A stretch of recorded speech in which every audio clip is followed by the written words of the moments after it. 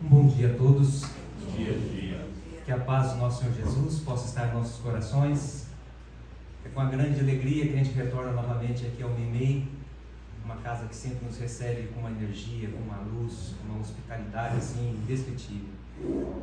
Hoje nós vamos tratar de um tema que é um tema que mexe pessoalmente muito comigo, e eu já vou pedindo desculpas logo no início por trazer um exemplo pessoal. Não gosto muito de trazer exemplo pessoal não, mas eu acredito que hoje ele vai se encaixar muito bem no nosso tema. Quando eu era criança, não lá em Barbacena, mas lá em Ribeirão Preto, eu me lembro que tinha um casal de evangélicos que vinham até a casa dos meus pais fazer evangelização comigo. Era algo interessante, era uma evangelização infantil assim, bem particularizada.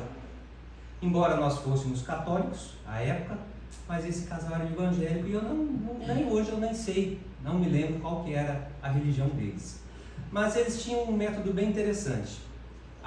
Eu me lembro que a esposa do senhor trazia um retroprojetor. E aqueles que são mais novos talvez não vão lembrar do retroprojetor. Era um instrumento arredondado e que colocava-se alguns slides, né, feito de um material plástico, e à medida que você apertava o botãozinho, fazia clect e voltava um, fazia clect e voltava outro, e projetava essa imagem do slide na parede de casa. E assim eles por vários finais de semana vieram fazer essa evangelização, e uma delas me impactou muito profundamente. Eu me lembro da imagem até hoje. Era a imagem assim de Jesus Cristo sobre as nuvens, e em volta dele uma série de anjos alados. E na parte de baixo assim das nuvens, né, na terra, estavam os seres humanos num verdadeiro inferno. A imagem era algo bem infernal assim mesmo. E no cantinho do slide tinha umas pessoas, os seres humanos, que estavam já de vestes brancas. E o casal me explicava: esse é o dia do juízo final. Aqueles seres ali que estão afastadinhos são os escolhidos e estão salvos no dia do juízo final. Todos os outros vão para o fogo eterno do inferno. E esse dia do juízo final é o dia que Jesus virá entre as nuvens e salvará toda a humanidade. Aquilo me impactou de tal jeito que eu me lembro que bastava o tempo estar um pouquinho nublado para eu abrir a janela de casa e olhar para o céu e ficar imaginando: será que é hoje que Jesus virá para salvar a humanidade? E aquilo me trazia uma gastura tão grande, porque sabe qual que era a minha maior preocupação? Diziam-se, na época, a concepção religiosa que eu tinha, de que as crianças, eu tinha uns 8, 9 anos, que as crianças iam para o limbo. E eu ficava imaginando: e se meu pai ou a minha mãe não ir para o céu, for para o inferno eterno? Eu ficarei separado deles eternamente, e como é que eu vou conviver num outro lugar imaginando que eles vão estar sofrendo um fogo eterno no inferno? Aquilo me impactou muito. E obviamente, se a coisa que impacta, tudo aquilo que impacta a gente, principalmente na infância, os nossos traumas da infância, a gente carrega para a fase adulta. E obviamente a gente continuamos a nossa jornada, religiosa. E depois, no catolicismo, vinha todas essas questões, as perguntas, as questões aos sacerdotes, aos outros entendidos, e eu não conseguia trazer resposta para essa angústia que eu tinha dentro de mim. Que raios que era esse tal de dia do juízo final? Já no Espiritismo, posteriormente, já na doutrina espírita, tive a possibilidade de assistir várias palestras, como todos nós assistimos, e um dos palestrantes trouxe uma informação que me clareou muito. Ele começou dizendo mais ou menos assim: nós sabemos que Jesus veio no meio do povo hebreu. Jesus era judeu, né? O pai dele, José, era judeu, seguia as tradições judaicas da época. E nós sabemos também que Mateus, o evangelista, o cobrador de impostos, foi aquele que escreveu o primeiro evangelho, também era judeu. Tanto é que o evangelho de Mateus foi escrito basicamente para os judeus. Tanto é que ele não coloca lá reino de Deus, não se pode falar a palavra de Deus, coloca lá reino dos céus. E aí, é interessante que esses palestrantes trazem um estudo sobre os costumes do povo hebreu e aquilo que Mateus trouxe consigo. Por quê? Porque Jesus não escreveu nada. Jesus não escreveu nada. E foram seus evangelistas que trouxeram essas informações que estão para nós até hoje. O Evangelho de Mateus, sendo o primeiro, ele é o eixo principal tanto do Evangelho de Marcos quanto do Evangelho de Lucas. Tanto é que são os 3 evangelhos sinóticos, são muito semelhantes. O Evangelho de João tem o eixo também do Evangelho de Mateus, mas aí tem todo o espiritualismo de João, toda a essência do amor de João, por isso que o Evangelho de João destoa um pouco. Mas aí a gente começa, analisando isso, a gente começa a entender. Porque Jesus, em todas as suas prédicas, em todos os seus sermões, sempre trouxe uma mensagem, uma palavra de amorosidade, de solidariedade, de fraternidade, de esperança, desde o seu sermão, primeiro sermão dos montes, né, com as bem-aventuranças, e todo o teu ensinamento de esperança. Quando faltava 2 dias para a sua crucificação, eles estão em Jerusalém, saindo de Jerusalém, e os apóstolos olham para Jesus, olham para Jerusalém, para o templo, e falam para Jesus: olha que magnífico esse templo. E Jesus, olhando para trás, fala assim: eu vos digo que derrubarei esse templo, em 3 dias eu o levantarei, não ficará pedra sobre pedra. E os apóstolos marcaram aquilo. Eles foram subindo, chegaram no alto do Monte das Oliveiras, e os apóstolos foram até eles, preocupados: mestre, o que o senhor queria dizer com essas palavras? Aí Jesus faz o seu sermão profético, que diferencia dos outros, porque é um sermão que, quando a gente lê, a primeira vez que eu li, eu me recordei na hora do ensinamento do casal evangélico lá em casa, do dia do juízo final. Ele atemoriza, nesse sentido, se a gente levar só para o termo literal. Por quê? Porque é um sermão muito contundente. Os apóstolos chegam e perguntam para Jesus: Jesus, quando que acontecerão essas coisas? Quais os sinais? Qual vai ser o sinal do fim dessa era? Olha só que coisa. Em algumas traduções falam em fim dos tempos, em fim do mundo, e aquilo marca. E Jesus vai dizendo para eles, né, que haverá guerra entre nações.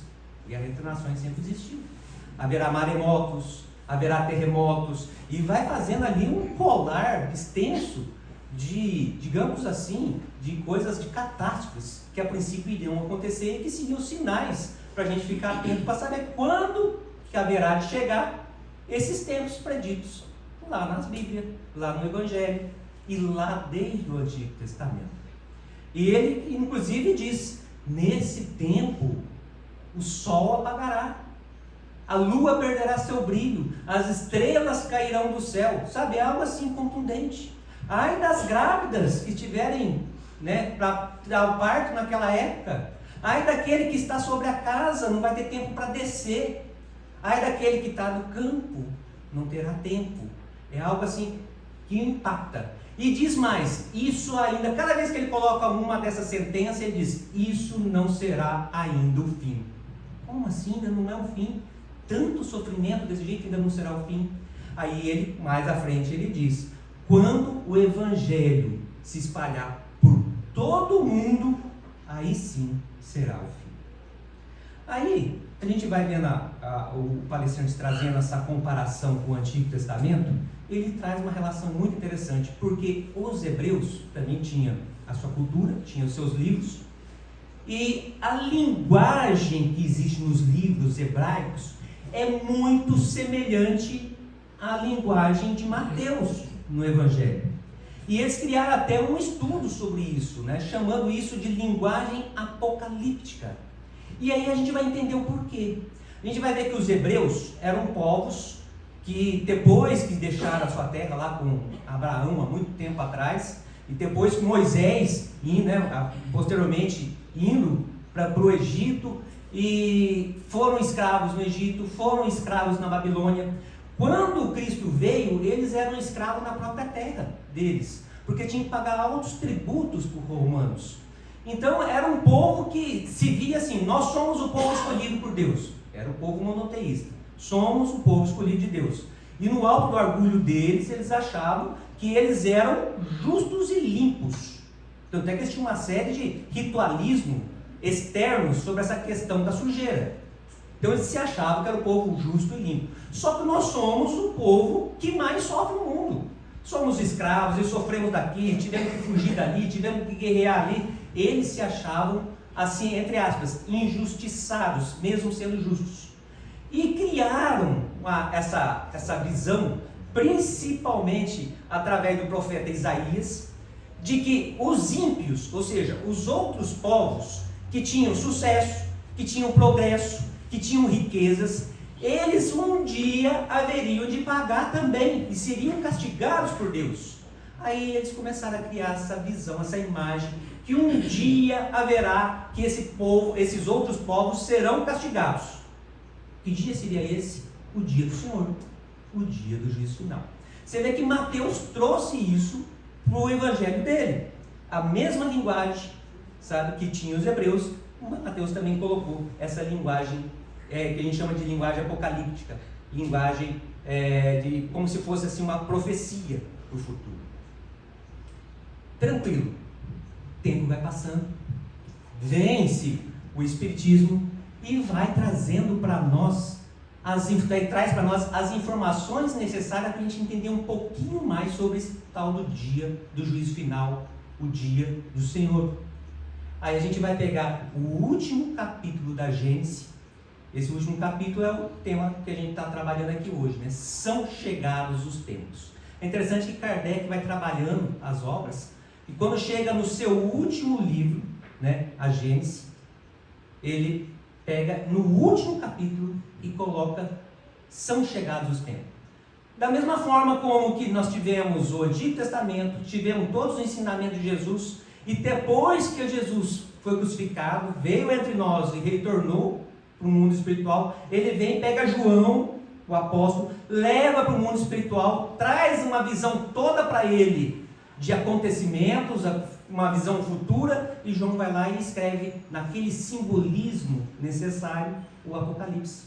Também encerra-se o Apocalipse, o Evangelho, né, o Novo Testamento, melhor dizendo, sim, acaba ali no Apocalipse de João. Então Kardec coloca: são chegados os tempos. Aí vocês me permitem, eu vou pegar aqui a Gênesis. Esses são trechos que são necessários.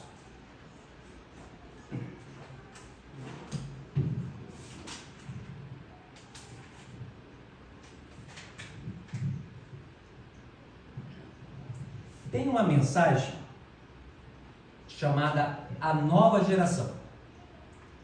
E o Espírito que passa para nós essa mensagem começa assim: a terra vibra de alegria, o dia do Senhor se aproxima. Isso é literatura espírita, linguagem espírita, melhor dizendo? Não. Isso aqui é linguagem apocalíptica. É linguagem lá do hebreu. O dia do Senhor se aproxima. E continua na outra mensagem a seguir, a mensagem que vai falar sobre a nova geração e regeneração da humanidade. Os acontecimentos se precipitam com rapidez. Também não dizemos mais como outrora: os tempos estão próximos. Dizemos-vos agora: os tempos são chegados. Por essas palavras não entendeis um dilúvio, nem um cataclismo, nem um transtorno físico geral. Convulsões parciais do globo ocorrem em todas as épocas e se produzem ainda, porque se ligam à sua constituição, mas esses não são sinais do tempo. Ora, catástrofe, maremoto, isso não é sinal do tempo? Não, o Espírito está dizendo que não. No entanto, tudo que está predito no Evangelho deve se cumprir, e se cumpre neste momento, assim como conhecereis mais tarde. Mas não tomeis os sinais anunciados senão como figuras, das quais é preciso aprender o espírito e não a letra. Todas as escrituras encerram grandes verdades sob o véu da alegoria, e é porque os comentaristas se ligam à letra que elas se extraviam. Falta-lhes a chave para delas compreenderem o verdadeiro sentido. Essa chave está nas descobertas da ciência e nas leis do mundo invisível. O Espiritismo vem nos revelar. Dá só uma pausinha aqui.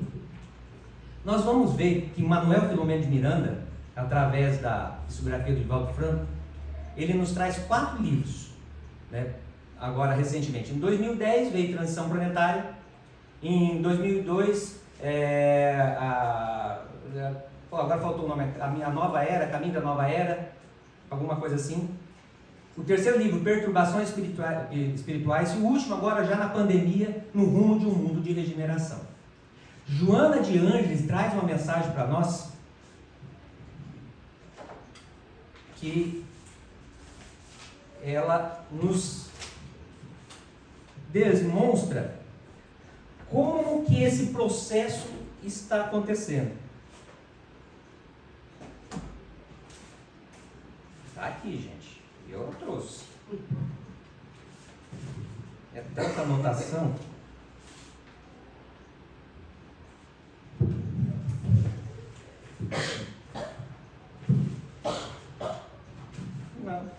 Não trouxe.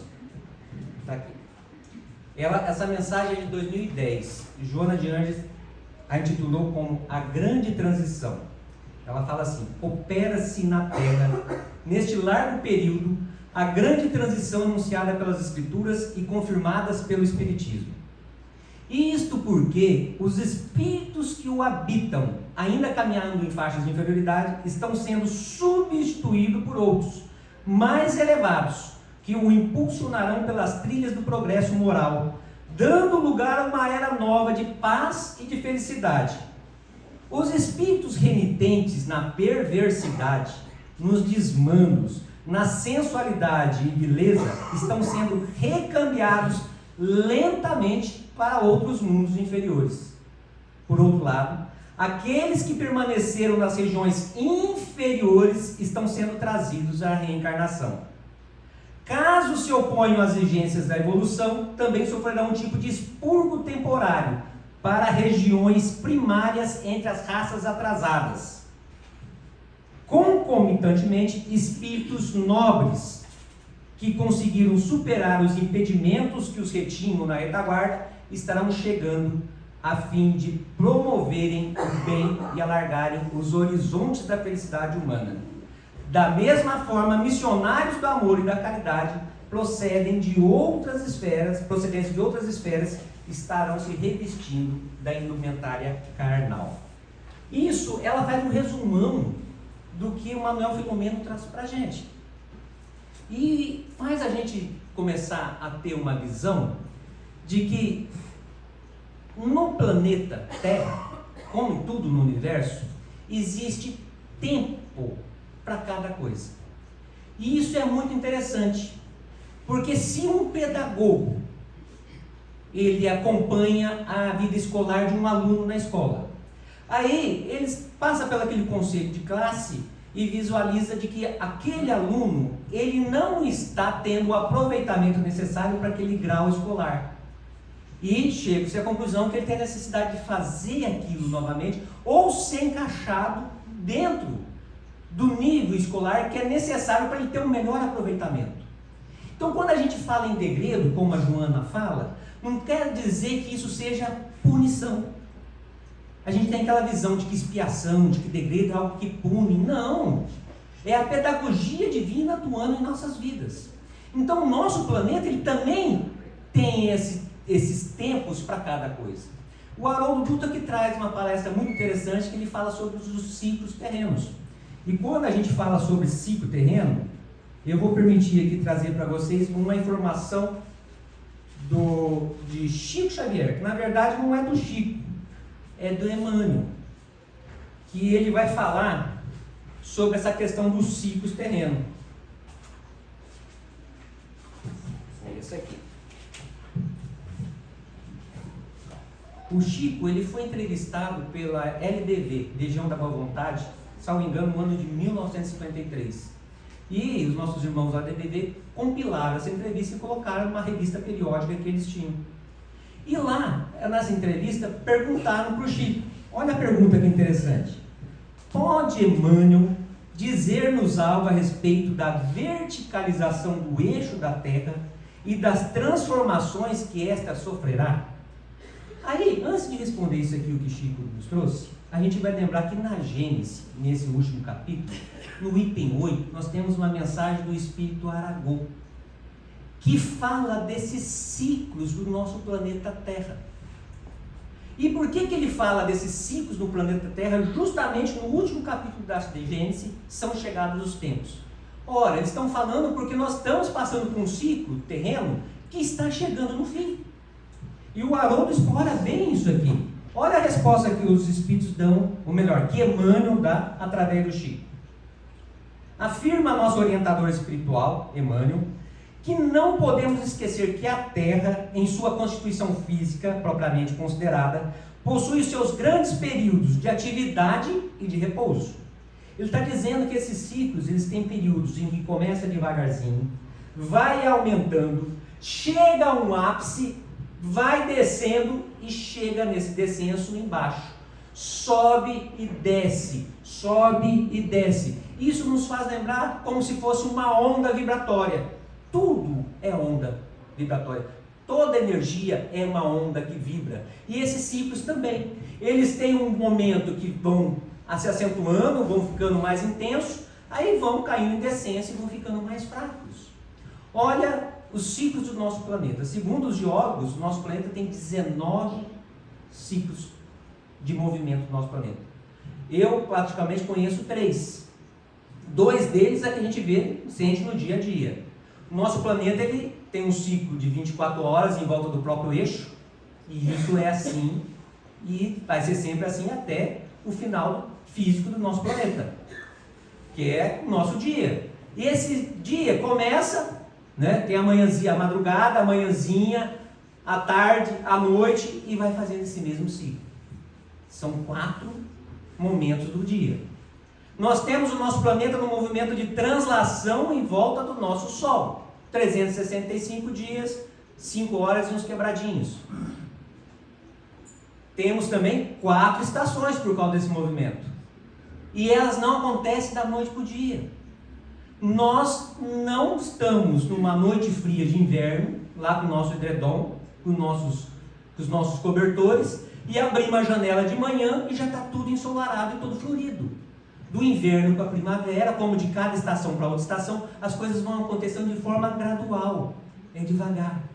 Mas também são 4 estações, 4 momentos. Então os ciclos, eles têm uma regra, que é sempre dividido por 4. Olha que interessante. E temos um movimento do nosso planeta Terra, que é muito interessante, que chama-se precessão dos equinócios. Esse movimento tem aproximadamente, para dar um ciclo completo, 26 mil anos, aproximadamente. O que seria isso? O Chico está falando aqui da verticalidade do eixo do nosso planeta. A nossa Terra não é retinha, não está em 90 graus, está inclinada em 20 e poucos graus. Cada vez que esse eixo faz esse movimento, 25.800 anos. Precessão dos equinócios. Onde a Terra acaba o mar adentrando, aonde é mar, a água sai, passa a ser terra, e assim a Terra vai se transformando fisicamente por ciclos e mais ciclos. Só que o Emmanuel ele vai mais longe aqui. Olha o que ele diz: cada período de atividade, cada período de repouso da matéria planetária, que hoje representa o alicerce de nossa morada temporária, pode ser calculado cada um em 260 mil anos. Um período de atividade de 260 mil anos, outro período de descenso de 260 mil anos. Um ciclo de 520 mil anos. Não é um ciclo, não é nenhum dos planetas do nosso sistema solar, que tem gira mais tempo em volta da Terra, 84 anos, em volta do Sol, 84 anos. Que ciclo é esse? Né? Chico aqui ele traz na entrevista uma hipótese de que seria o nosso sistema solar girando em volta de uma outra estrela maior. Hoje nós sabemos que os nossos astrofísicos, os nossos astrônomos, sabem que o nosso Sol leva milhões de anos para dar um ciclo em volta do centro da nossa Via Láctea. Então deve ser algum ciclo ainda que não foi descoberto, provavelmente, que está entre esse ciclo da Via Láctea e o nosso sistema solar. Mas Chico Emmanuel traz 520 mil anos. E ele vai além. Olha só que interessante. Assim sendo, os grandes instrutores da humanidade, quem são esses grandes instrutores da humanidade? Os ministros de Jesus. nos planos superiores, consideram que desses 260 mil anos, esses últimos 260 mil anos, que está em ascensão, segundo Emmanuel, desses 260 mil anos, 60 a 64 mil anos são empregados na reorganização dos pródromos da vida organizada. Nós sabemos que o Homo sapiens surgiu mais ou menos isso, 200 e 300 mil anos atrás. Olha que interessante. Assim, depois desses 60 a 64 mil anos de reorganização na nossa casa planetária, temos sempre grandes transformações, de 28 em 28 mil anos. Um ciclo de 28 mil anos, que corresponde aproximadamente com a precessão dos equinócios da Terra. Depois do período de 64 mil anos, tivemos duas raças na Terra, cujos traços se perderam, por causa do seu primitivismo. Logo em seguida, podemos considerar a grande raça lemuriana, como portadora de uma inteligência mais avançada, detetora de valores mais altos. Após a raça lemuriana, em seguida, aos 28 mil anos, propriamente considerado, chegamos ao grande período da raça Atlântida.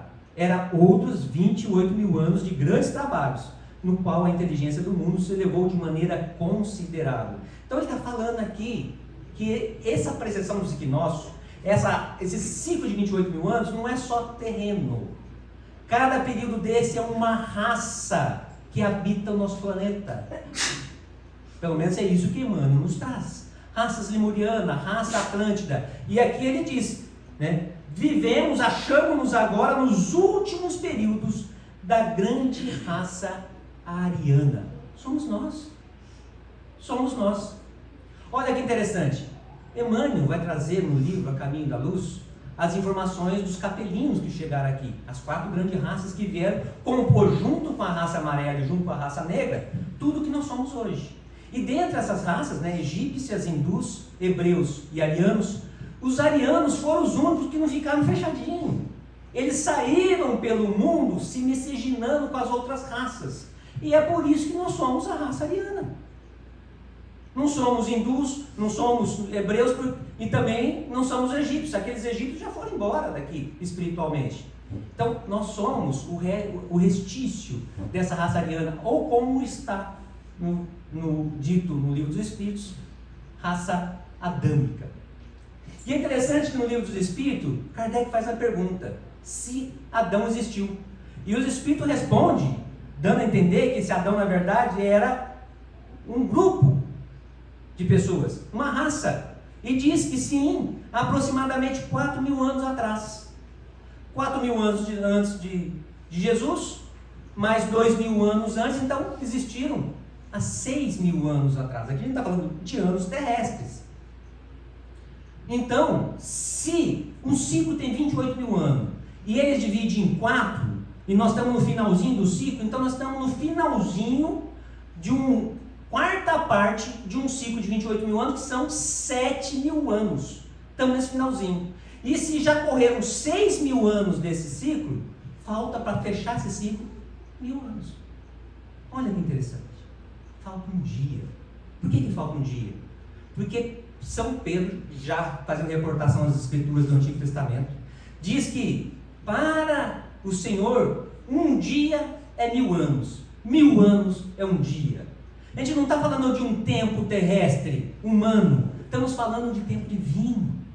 E toda vez que a gente vai ler as escrituras e vai falar em semana profética, ou que tem a palavra semana de alguma forma, entenda-se 7 mil anos. Porque para Deus cada ano, cada dia é 1000 anos. Aqui para o nosso planeta Terra. E quando a gente pega, e olha que coisa interessante, a gente vai pegar as escrituras, principalmente o Apocalipse, não é tudo 7, um número simbólico? São 7 trombetas, são 7 selos, são 7 anjos, sempre batendo em cima dos 7. E sabe por quê? Por que isso? Porque se a gente for pegar esse cálculo que o São Pedro, digamos assim, o apóstolo Pedro nos traz, do início lá de Adão, da raça adâmica, até o final do Apocalipse, são 7 mil anos. Toda a Bíblia, tudo que tem ali na Bíblia, está dentro de um lapso temporal de 7 mil anos. A semana profética. Você viu que o sermão de Jesus agora começa a fazer sentido? Aquele sermão profético, atemorizador. Então existe esse ciclo, e esse ciclo vai se findando. E vem o Espiritismo, vem os Espíritos nobres nos trazer as mensagens, nós estamos passando por isso. Quer ver o exemplo? Brasil, coração do mundo, pátria do Evangelho. Livro de Humberto de Campos, que vem trazer a informação de que o Brasil, de fato, foi escolhido pelo plano superior para abrigar milhões e milhões de espíritos nesse grande caldeirão de miscigenação, e daqui vai trazer a nova raça. Sim, porque se a cada 28 mil anos tem uma raça, a hora que a raça ariana estiver deixando esse planeta, estiver se transformando, haverá uma nova raça. Todas as escrituras, todas as crenças, todas as culturas falam dessa nova era. E essa raça está chegando. E deixa bem claro como é que se faz isso.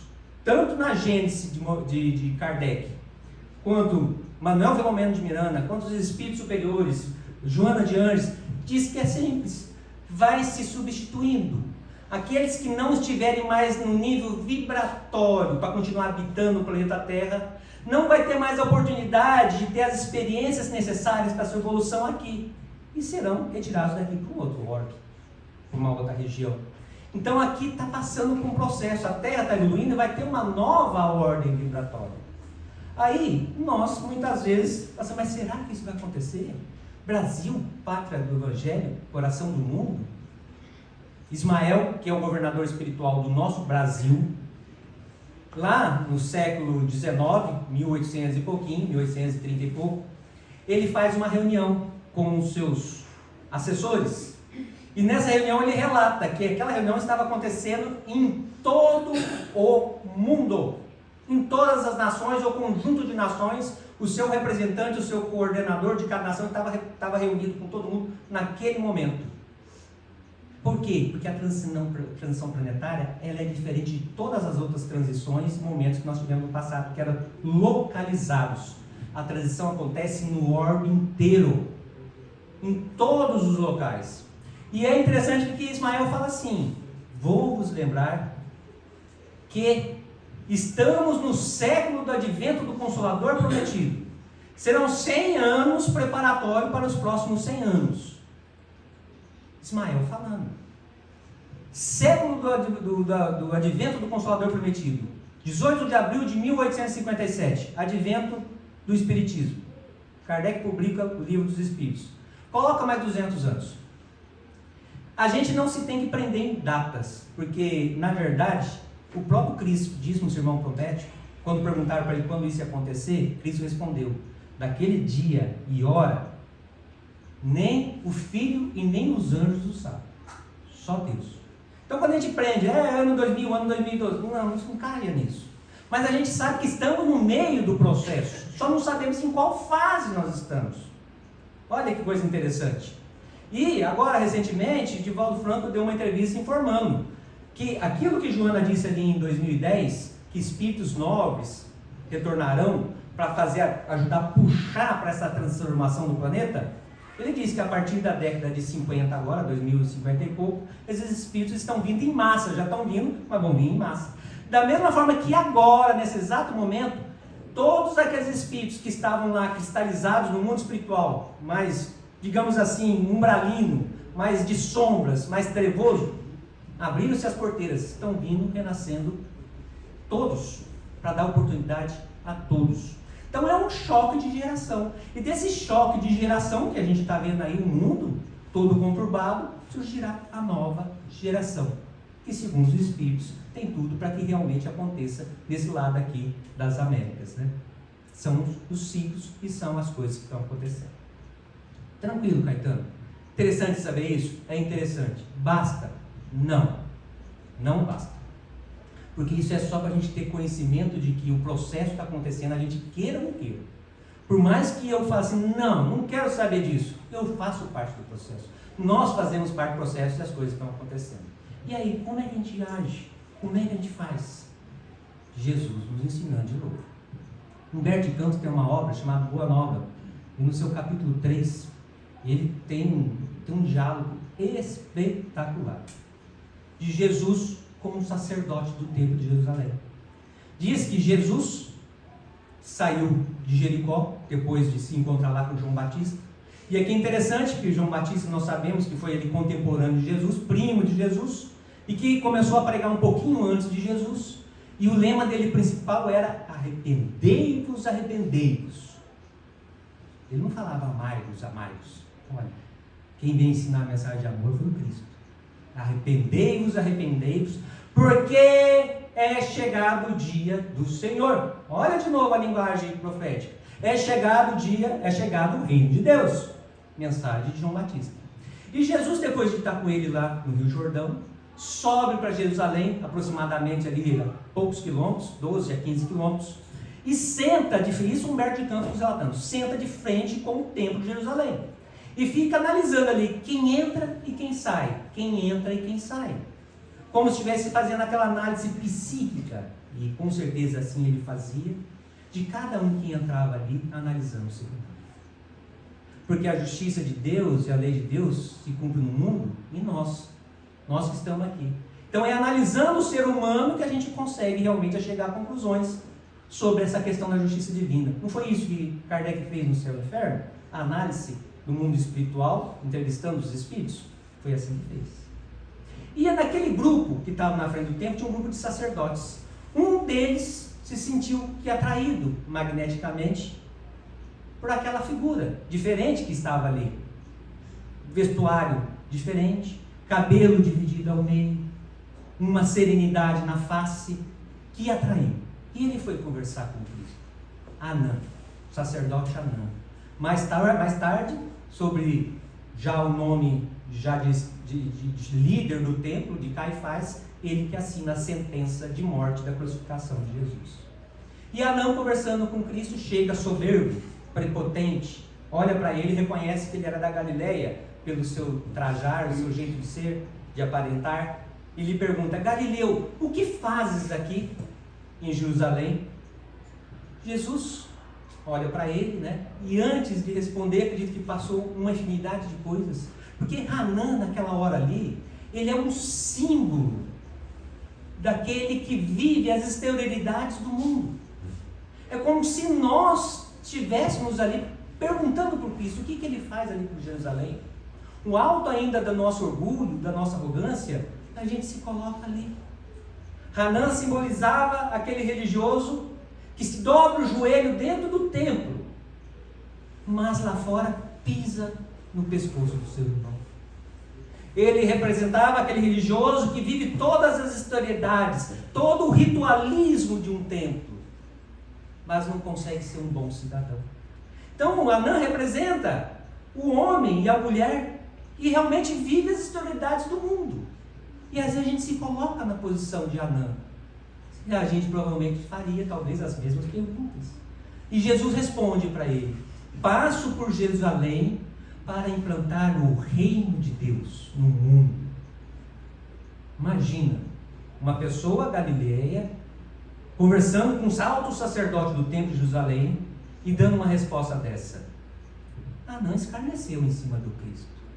Como assim? O que você entende, Galileu, por reino de Deus?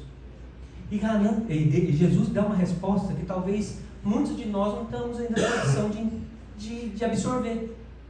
Porque ele diz assim: o reino de Deus é a obra divina no coração dos homens.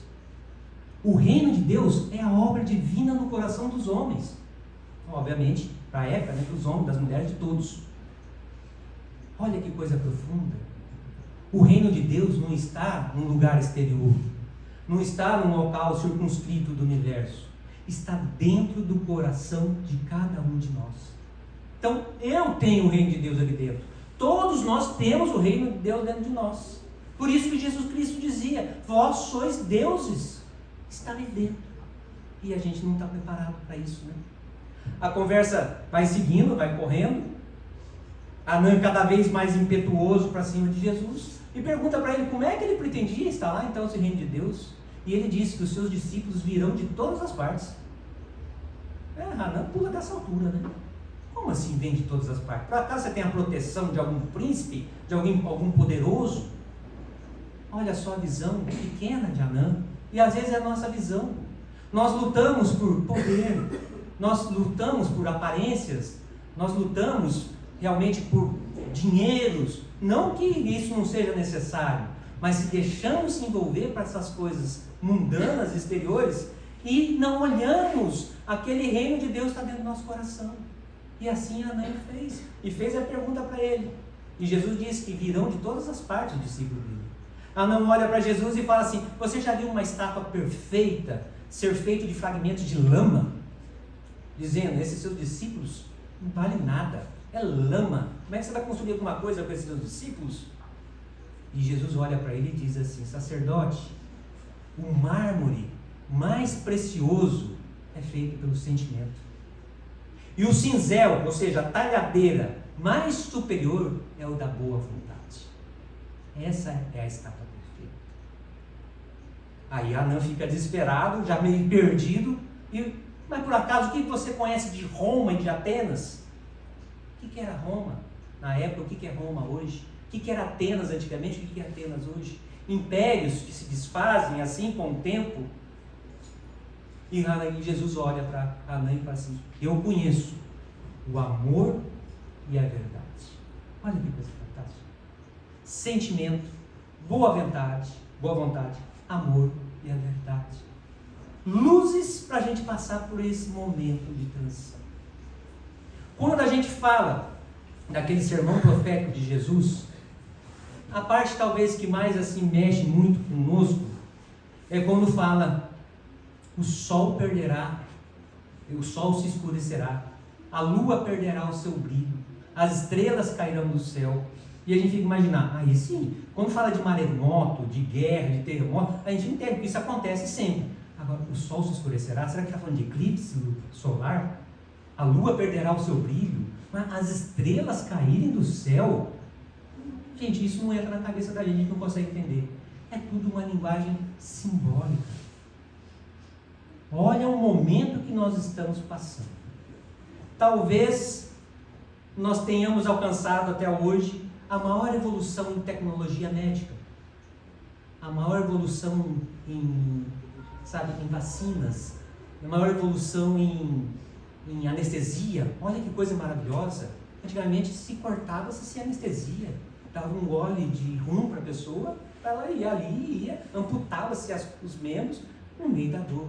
Anestesia, quem já passou por uma cirurgia, olha que coisa magnífica, te passa sem dor, fica até dormidinho, né? Não vê nem o que está acontecendo. Mas nós nunca tivemos, olha o contraste, tanto distúrbio, tanto desequilíbrio e tanta doença física e psíquica na história da nossa humanidade. Nós temos avanços tecnológicos imensos, mas psiquicamente nós ainda estamos atravancados, estamos patinando. E aí eu falo assim, aonde que realmente está essa maior catástrofe do mundo? Quando eu paro para analisar essa escuridão que existe nos nossos corações, um blackout. É ali que Jesus Cristo está falando, é ali que vai acontecer essa renovação, é ali que o mundo de regeneração tem que se instalar. A cada 4 segundos, uma pessoa se suicida no mundo. 4 segundos. Um suicídio. Para cada suicídio, tem pelo menos, segundo a Organização Mundial da Saúde, 10 tentativas. Para cada pessoa que se suicida, ficam como mortos-vivos uma família inteira, amigos, 6, 10, dezenas de pessoas ficam mortos-vivos. Sabe que Kardec trouxe isso para a gente?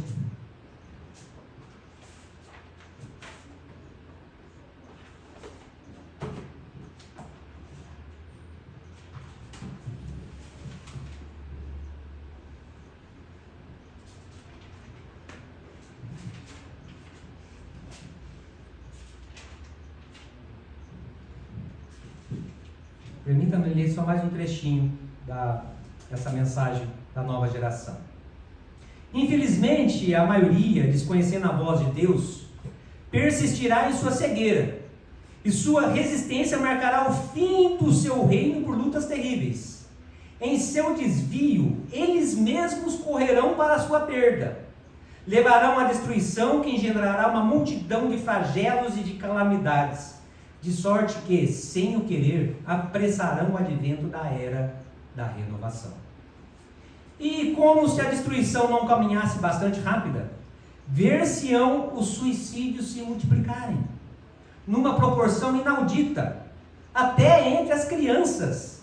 A loucura jamais terá ferido o maior número de homens, que serão antes da morte riscados do número dos vivos. Estão aí os verdadeiros sinais dos tempos, riscados do número dos vivos. Você já viu uma pessoa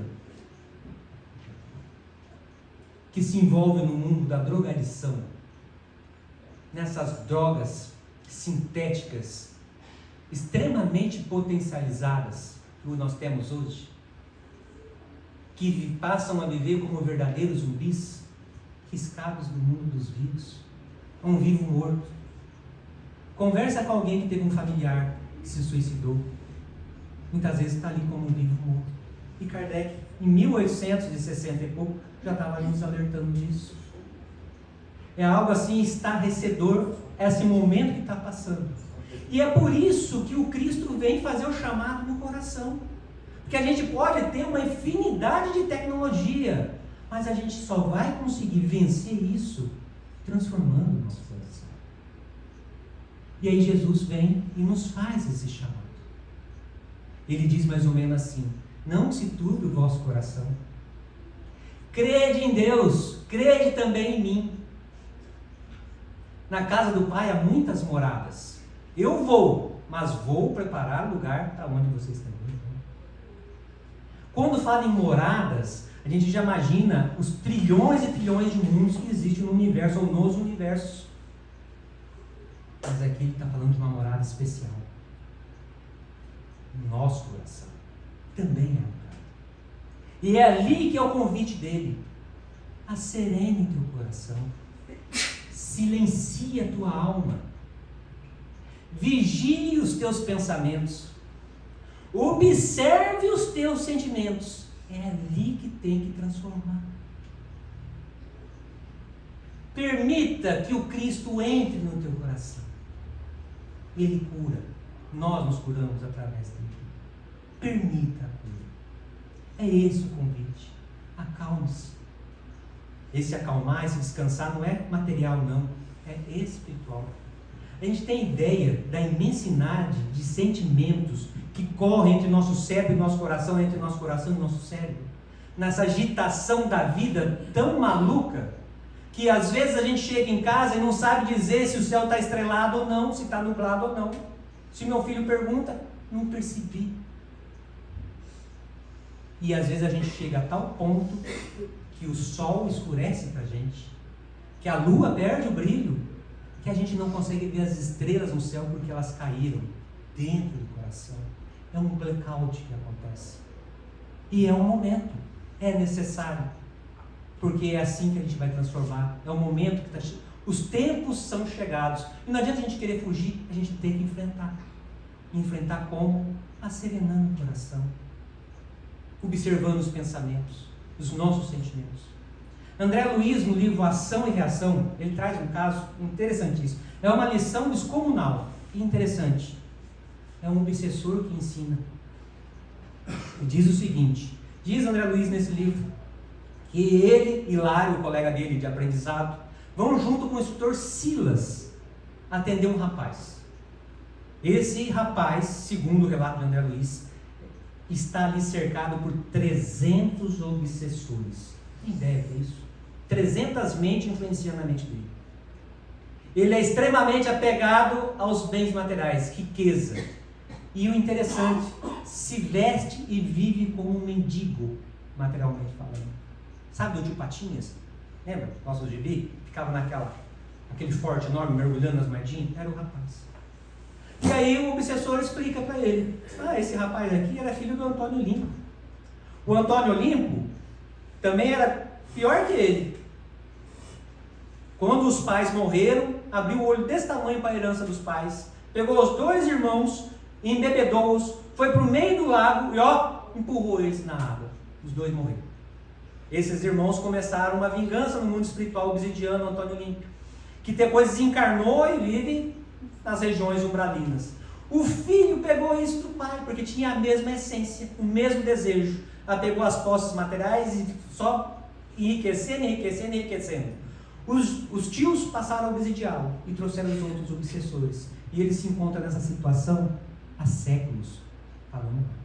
E o que a gente faz? A gente pega um outro obsessor, coloca do lado dele, com uma pranchetinha, e fica anotando todos os seus desejos. Isso fazem conosco. Todos os seus desejos. Anota, anota, anota. Aí a gente descobre qual que é o desejo central daquela pessoa. O maledicente, o seu desejo central é a maledicência, um criminoso. Aquele que tem como desejo central a ironia, um caluniador. Aquele que tem como desejo central todo o tempo a irritabilidade, a agressividade, um desequilibrado. E assim ele vai falando qual que é o desejo central de cada um e o que repercute. Da mesma forma que aquele que tem uma elevação espiritual, seu desejo central é um santo.